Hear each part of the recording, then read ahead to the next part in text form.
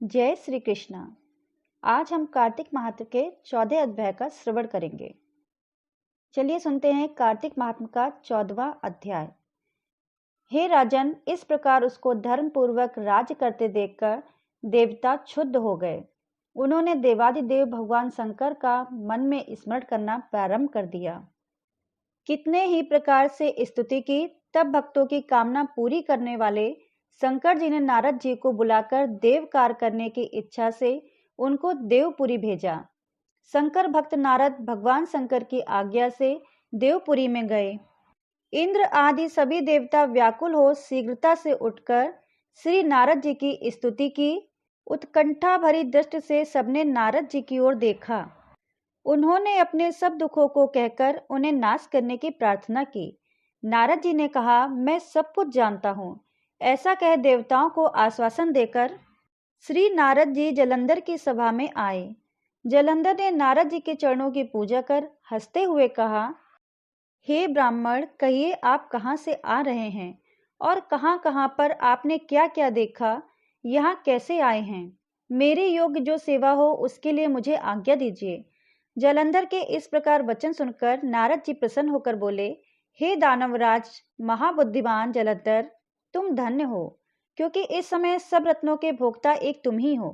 हे दैत्य श्रेष्ठ, अब आप मेरे आगमन का कारण सुनिए, जिसके लिए मैं आज आया हूँ। हे दैत्यराज, मैं स्वेच्छा से कैलाश पर्वत पर गया था, जहाँ 10,000 योजनाओं में कल्पवृक्ष का वन है। वहां पर मैंने सैकड़ों कामधेनुओं को घूमते हुए देखा तथा यह भी देखा कि वह उन चिंतामणि से प्रकाशित परम दिव्य, अद्भुत और सब स्वर्णमय हैं। मैंने वहां पार्वती के साथ स्थित शंकर जी को देखा, जो सर्वांग सुंदर गौरवर्ण, 3 नेत्र और मस्तक पर चंद्रमा धारण किए हुए हैं। यह देखकर मुझे बड़ा ही आश्चर्य हुआ कि उनके समान समृद्धशाली त्रिलोक में कोई नहीं है। हे दैत्येंद्र, उसी समय मुझे तुम्हारी भी समृद्धि का स्मरण हो आया और देखने की इच्छा से तुम्हारे पास आया हूँ। ये सुन जलंधर को बड़ा हर्ष हुआ। उसने नारद जी को अपनी सब समृद्धि दिखला दी।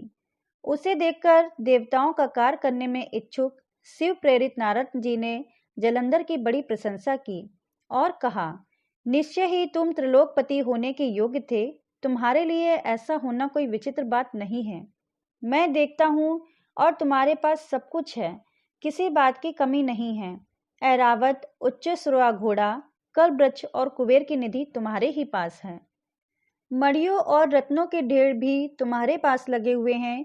ब्रह्मा जी का हंस युक्त विमान भी तुम्हारे पास है और धुत लोक, पाताल और पृथ्वी पर जितने भी रत्न आदि हैं, वे सब तुम्हारे ही तो हैं।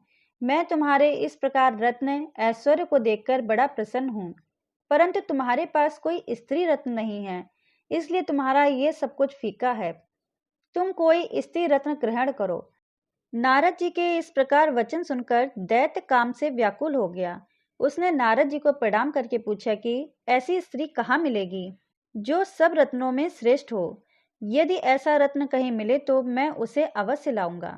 देवर्षि नारद बोले, ऐसा रत्न तो कैलाश पर्वत पर योगी शंकर जी के पास है। उनकी सर्वांग सुंदर पत्नी देवी पार्वती बहुत ही मनोहर है। उनके समान सुंदरी मैंने आज दिन तक नहीं देखी। शंकर जी से बढ़कर समृद्धिवान दूसरी कौन है? उसके इस रत्न की महिमा तीनों लोकों में कहीं पर भी नहीं है। तभी तो परम विरक्त आत्मा राम शंकर भी उनके वश में हो गए हैं। देवर्षि नारद उस दैत्य से ऐसा कहकर अन्य कार्य करने की इच्छा से आकाश मार्ग से चले गए। कार्तिक महात्म्य का 14वां अध्याय पूर्ण हुआ। इसके आगे का वृत्तांत हम 15वें अध्याय में सुनेंगे। धन्यवाद भक्तों।